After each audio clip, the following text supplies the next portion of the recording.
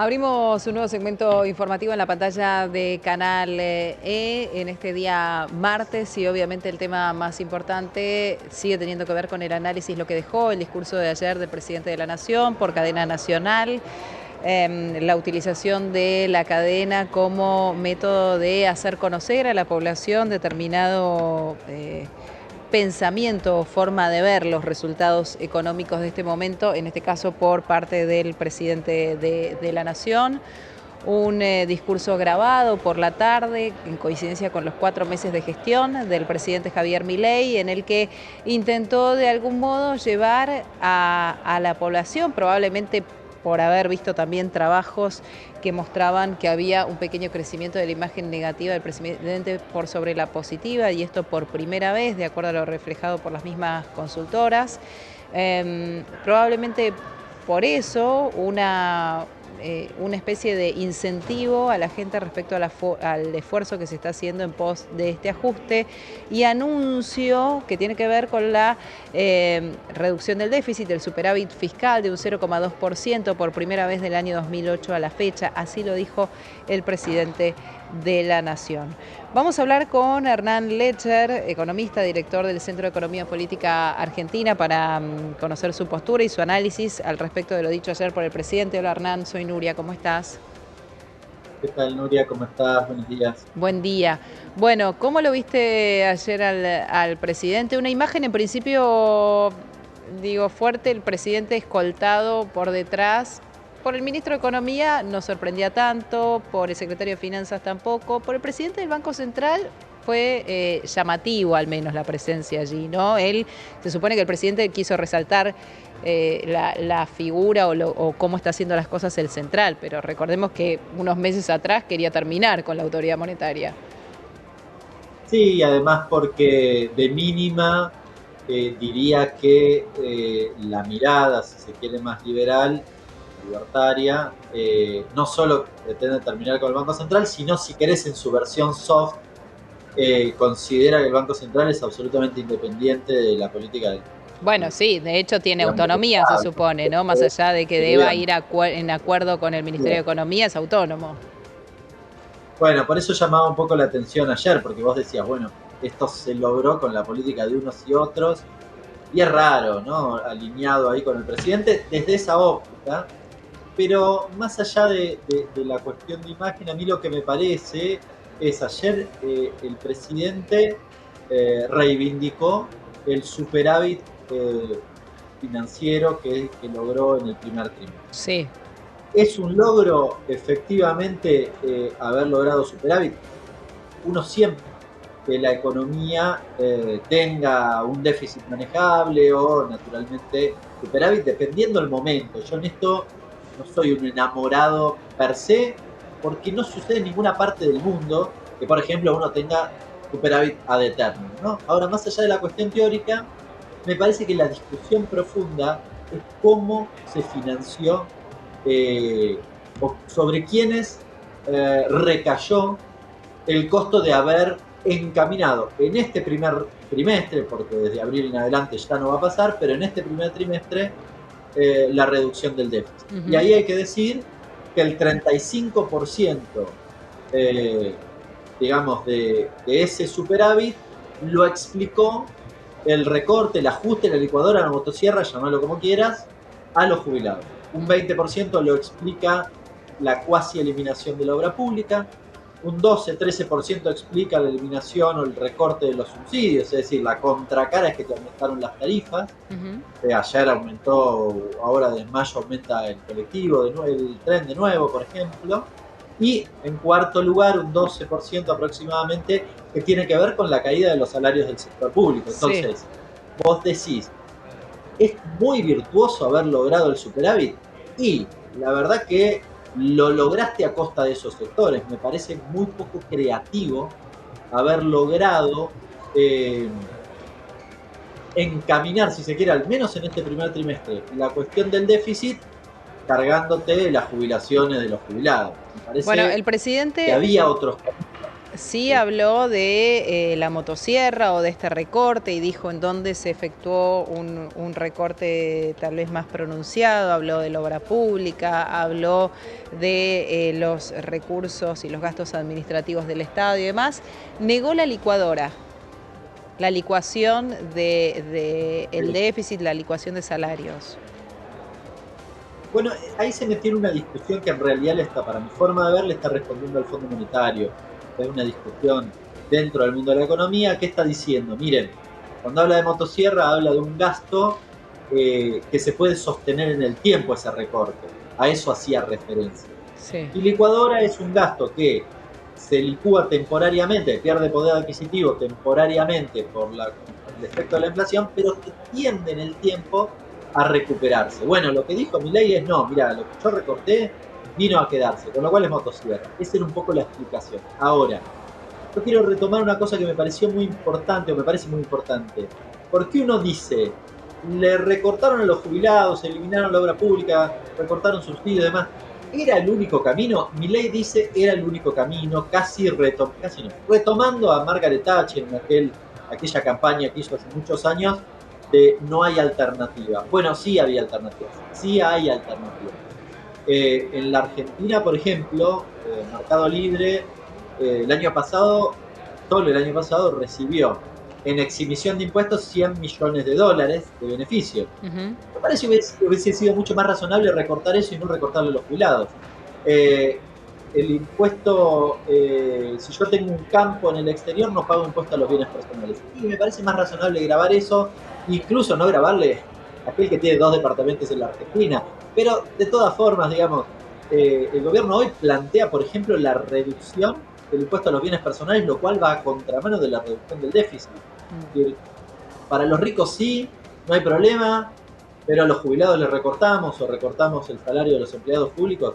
Me parece que ahí hay una decisión política, es decir, la concreción del primer trimestre en materia fiscal, ¿quién está atravesado por una decisión política que es a los ricos no le hacemos nada, no le discutimos ningún beneficio?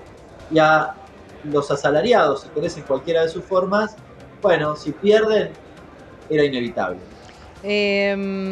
¿Cuál hubiese sido el camino? Vos decís, digamos, entiendo que lo que estás describiendo es la posibilidad de haber recortado sobre los que reciben altos ingresos en lugar de los que viven de una jubilación mínima, por ejemplo, que tienen su jubilación solamente alimentada todavía por un bono, ¿no? Pero digo, ¿había más allá del recorte, había otro camino posible? Más allá del recorte que vos decís está mal direccionado, ¿había otro camino posible que fuera sin recortar el déficit? Sí, claro, ahí mencioné algunos ejemplos, es decir, el beneficio de la ley del conocimiento para una empresa como Mercado Libre, todo lo que tenía que ver con aquella vieja separata, que en principio la planteó Massa, pero después la retomó la coalición cívica, buena parte de los radicales, hasta el Fondo Monetario le dijo al gobierno, fíjate lo que hay ahí, porque tenés un montón de exhibiciones que te podrían resolver parte de tu déficit. Por ejemplo, el tratamiento de los quebrantos de las empresas, que hace que una empresa grande, cuando paga ganancias, la tasa efectiva termine siendo del 5%, no del 30 o del 35, del 5%. Entonces, ¿había otros mecanismos? Claramente había otros mecanismos. De nuevo, me parece que está atravesado por una decisión política que es algunos sí y otros no. Viste que Milei suele decir, no hay plata. Bueno, no hay plata para algunos, para otros evidentemente sí hay plata o no es problema que tengan plata. En esto, Milei siempre planteó esto. Cuando va a los foros internacionales, suele decir, lo dijo hace unos días, con los grandes empresarios en el Yao Yao, ustedes son héroes, y si fuman son héroes. Bueno, No es el mismo tratamiento que tenemos los trabajadores. Ayer hubo un pedido de juicio político en ese sentido, justamente por esa frase que hizo el presidente de la Nación en el Yao Yao, un grupo de representantes de distintas organizaciones sociales y demás ingresó un pedido de juicio político al Congreso de la Nación por este tema, por haber hecho consideran una defensa o una apología al presidente de la Nación de aquellos que logran evadir los controles para sacar dinero de la República Argentina. A ver, El presidente hizo también, dejó algunas frases políticas importantes, como por ejemplo decir que esta idea del Estado omnipresente terminó. ¿Vos crees que el Estado tiene que, digamos, que habría que buscar un punto intermedio en realidad en la presencia del Estado frente a determinadas discusiones?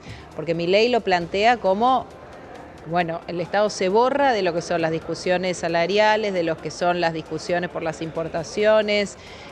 ¿Cómo lo ves? No, no sé si un punto intermedio. Lo que me parece es que vos tenés que tener un Estado que te ayude para un proyecto de desarrollo. Entonces, ni todos los controles, ni todas las participaciones o regulaciones que pueda intervenir el Estado son buenas per se en cualquier momento y en cualquier lugar. Esto es claro. Lo que sí creo que sí son necesarias, porque si no, te pasa lo que te pasó con las prepagas. Esto es bastante paradójico. Este es un gobierno, dice, no, el mercado te resuelve todo, pero después a los hechos me remito, no se los resolvió a ellos mismos y tuvieron que tomar decisiones Bueno, desde el ahí Estado. intervino, claro. Lo cual, claro, entonces, cuando yo decía que es una decisión política, fíjate que hay intervenciones e intervenciones. Por ejemplo, con las petroleras no hay intervención, liberamos todo. Ahora, con los trabajadores, cuando quieren homologar un aumento salarial, como en el caso de los camioneros, que estaba acordado con la patronal, el ministerio o la Secretaría de Trabajo no te lo homologa. O sea, te está aplicando una regulación, pero en ese caso es válida. Bueno, por eso Milei miente mucho. Perdón que lo diga así, pero miente mucho. Hay que ser un poco más preciso. Es decir, eh, evidentemente, si nosotros queremos discutir el Estado, a mí me parece muy bien. Es razonable discutirlo y yo quiero un Estado eficiente, que sirva para un proyecto de desarrollo. Ahora, si lo que quiero, bajo la excusa de que hay cosas que no funcionan en el Estado, que las podemos discutir, pero puede aparecer como razonable, yo lo que quiero es podar todo, esa es otra cuestión. Ahí no estoy discutiendo la eficiencia, lo que estoy discutiendo es eliminar el Estado. Y eliminar el Estado absolutamente, al 100%, beneficia convierte nuestro país, nuestra economía en una ley de la selva. Y en la ley de la selva no ganan todos, no somos todos iguales, ¿no? Hay unos grandes y otros chiquititos. Yo no soy igual que el dueño de uno de los 5 grandes supermercados en nuestro país. No soy igual. Yo voy y compro en el supermercado como cualquier consumidor.